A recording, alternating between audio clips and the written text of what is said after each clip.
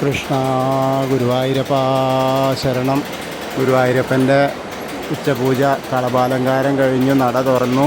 അപ്പോൾ നമുക്കെല്ലാവർക്കും ഗുരുവായൂരപ്പനെ കാണാനായിട്ട് പോകണ്ടേ? എല്ലാവരും വരും കേട്ടോ. ഗുരുവായൂരപ്പനെ കാണാം. ഏത് രൂപത്തിലാണ് ആ ചതുർബാഹുവായ വിഗ്രഹത്തിൽ ഭഗവാൻ നമ്മളെ കാത്തിരിക്കുന്നത് എന്ന് നോക്കാം. അങ്ങനെ ആദ്യം തന്നെ നമ്മൾ കിഴക്കേ നടയിലുള്ള ആ ഗണപതി ക്ഷേത്രത്തിലൊന്ന് പോയിട്ട് ദർശനമൊക്കെ ആയിട്ട് വരാം. അങ്ങനെ വരുമ്പോൾ വിഘ്നങ്ങളൊക്കെ വിഘ്നങ്ങളും അകറ്റിത്തരാൻ വേണ്ടി പ്രാർത്ഥിക്കാം. അതിന് ശേഷം നേരെ നമ്മൾ ആ ഗോപുരവാതിൽ കടന്നിട്ട് അകത്തേക്ക് വരികയാണ്. ഇന്നിപ്പോൾ അത്യാവശ്യം നല്ല തിരക്കാണ്, തിരക്കിനൊരു കുറവുമില്ല. ഇപ്പോൾ ഉച്ചപൂജ ഇപ്പോൾ കഴിഞ്ഞു. അപ്പോൾ എന്തായാലും നമുക്ക് തൊഴാനായിട്ട് പോവാം.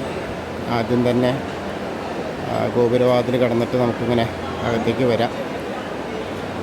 വാതിൽപ്പടി കയറുമ്പോൾ ഭഗവാന്റെ ശ്രീലകത്തു നിന്നുള്ള നെയ്വിളക്കിൻ്റെ പ്രകാശം നമ്മളിലേക്ക് വരികയാണ്. അപ്പോൾ അത് കണ്ട് തൊഴാം. അങ്ങനെ ഇടത് വശത്തുള്ള മേൽപ്പത്തൂരിൻ്റെ പീഠം കാണാം, അവിടെ നിന്ന് കണ്ട് തൊഴാം. അതുപോലെ വലതുവശത്തുള്ള നരസിംഹാവതാരം കാണിച്ചു കൊടുത്ത പീഠം ഒന്ന് നോക്കി തൊഴുക.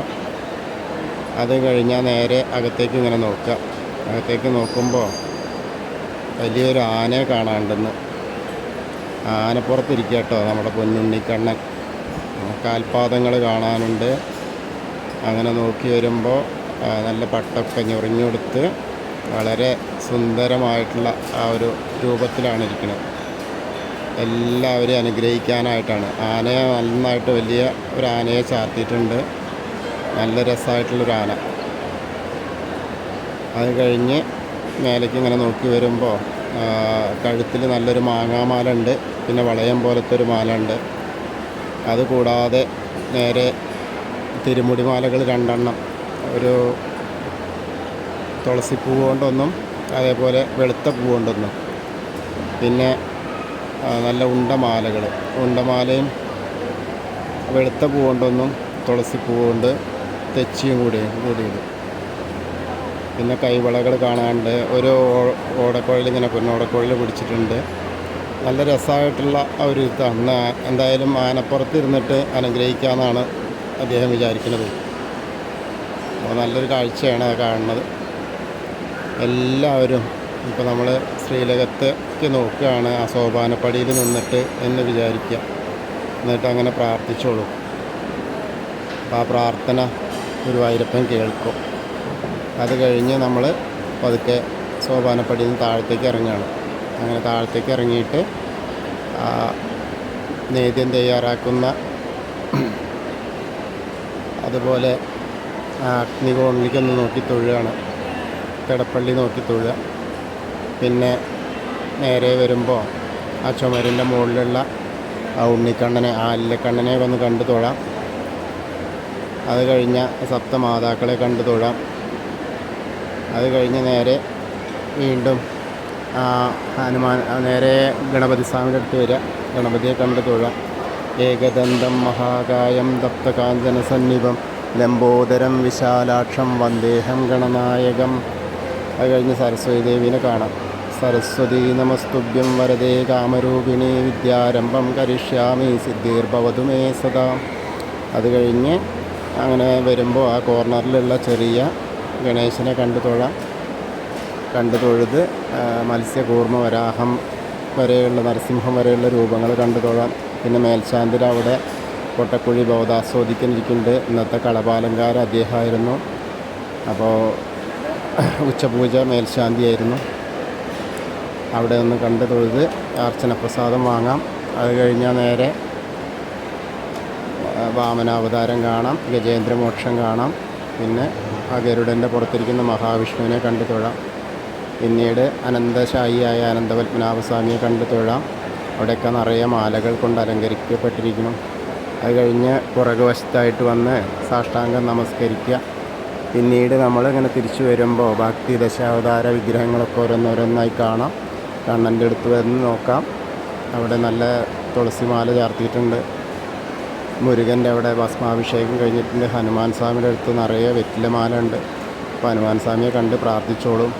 ത്വമസ്മിൻ കാര്യനിര്യാഗേ പ്രമാണം ഹരിസത്തമഹനുമാൻ യജ്ഞമാസ്തായ ദുഃഖക്ഷയകരോ ഭവ മനോജവം മാരുതതുല്യവേഗം ജിതേന്ദ്രിയം ബുദ്ധിമതാം വരിഷ്ഠം വാദാത്മജം വാനരയൂഥമുഖ്യം ശ്രീരാമദൂതം ശിരസാ നമാമി.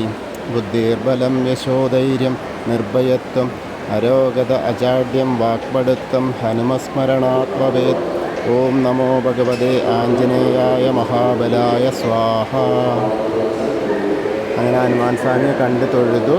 അത് കഴിഞ്ഞാൽ രാധാകൃഷ്ണ വിഗ്രഹമൊക്കെ കണ്ട് തൊഴുത് നമ്മൾ ഓവിൻ്റെ അവിടെ വന്ന് പ്രാർത്ഥിക്കാം. ഓവിൻ്റെ അവിടെ നിന്ന് പിന്നെ പടിഞ്ഞാറോട്ട് വന്ന് നോക്കിയാൽ താമരക്കണ്ണനെ കണ്ടു തൊഴാം. അത് കഴിഞ്ഞാൽ വീണ്ടും ഗ്രില്ലിന് അവിടേക്ക് വന്ന മണിക്കിണർ നോക്കിത്തൊഴാം, നൃത്താറ നോക്കിത്തൊഴാം. പിന്നീട് നമ്മൾ കുറൂരമ്മേനൊക്കെ കണ്ടു തൊഴുത് വടക്കേ നടയിലൂടെ പുറത്തിറങ്ങി പ്രസാദ കൗണ്ടറിൽ നിന്ന് ചന്ദനവും ആ തീർത്ഥമൊക്കെ വാങ്ങിയിട്ട് സേവിക്കാം. അതിനുശേഷം ഇടത്തരികത്തുകാവിലെ ഭഗവതീനെ കാണാനായിട്ട് പോവാം. അമ്മ വളരെ സന്തോഷവതിയായിട്ടുള്ള ഒരുക്കത്തിലാണ്. അപ്പോൾ എല്ലാവരും കണ്ടു തൊഴുതോളും. സർവമംഗളമംഗല്യേ ശിവേ സർവാർത്ഥസാധികേ ശരണ്യേ ത്രയംബകേ ഗൗരി നാരായണി നമോസ്തുതേ. അങ്ങനെ അമ്മയെ കണ്ട് തൊഴുത് ആ കോർണറിലെത്തിയാൽ വടക്ക് പടിഞ്ഞാറ് ഭാഗത്തേക്ക് തിരിഞ്ഞു നോക്കുക. അപ്പോൾ മമ്മിയൂരപ്പനെ പ്രതീക്ഷിക്കാം, മമ്മിയൂരപ്പനെ കാണാം. നമശിവായ നമശിവായ നമശിവായ എന്നുള്ള പഞ്ചാക്ഷരി മന്ത്രം ജപിക്കുക, മമ്മിയൂരപ്പനെ പ്രാർത്ഥിക്കുക. പിന്നീട് നേരെ അവിടുന്ന് പോരാം. അവിടുന്ന് നേരെ ആ കൊടിമരത്തിൻ്റെ അവിടെ വന്നിട്ട് ഒന്നുകൂടി ആനപ്പുറത്തിരിക്കുന്ന പൊന്നുണ്ണിക്കണ്ണനെ കണ്ടു തൊഴാം. അങ്ങനെ വരുമ്പോൾ പിന്നീട് ആ കൂത്തമ്പലത്തിൽ വന്ന് തൊഴാം. അത് കഴിഞ്ഞ് അയ്യപ്പസ്വാമിയുടെ അടുത്ത് വന്ന് അയ്യപ്പസ്വാമീനെ കണ്ടു തൊഴാം. ഭൂതനാഥ സദാനന്ദ സർവഭൂതദയാപര രക്ഷ രക്ഷ മഹാബാഹോ ശാസ്തേ ദുഭ്യം നമോ നമ. അങ്ങനെ അതിനുശേഷം പ്രദക്ഷിണമായിട്ട് വന്നിട്ട് വടക്കേ ആ പടിഞ്ഞാറ നടയിൽ വന്ന് പടിഞ്ഞാറ നടയിൽ നിന്ന് നേരെ ദീപസ്തംഭം നോക്കിയിട്ട് വേണുഗോപാലിനെ നോക്കി തൊഴാം. അതിനുശേഷം കൊടിമരത്തിൻ്റെ മുകളിലുള്ള ഗരുഡധ്വജനെയും കണ്ടു തൊഴാം.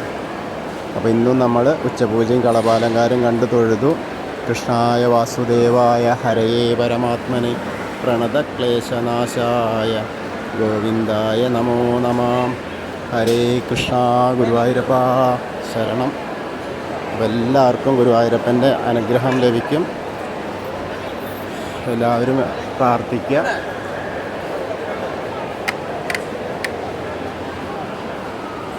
ഹരേ കൃഷ്ണ. ഗുരുവായൂരപ്പ ശരണം. ഇന്ന് പുറത്തുനിന്നാണ്, അതുകൊണ്ടാണെന്ന് കുറച്ചൊരു ശബ്ദ തടസ്സമൊക്കെ വന്നത്. അപ്പോൾ എല്ലാവരും അതൊക്കെ ഒന്ന് ക്ഷമിക്കുക.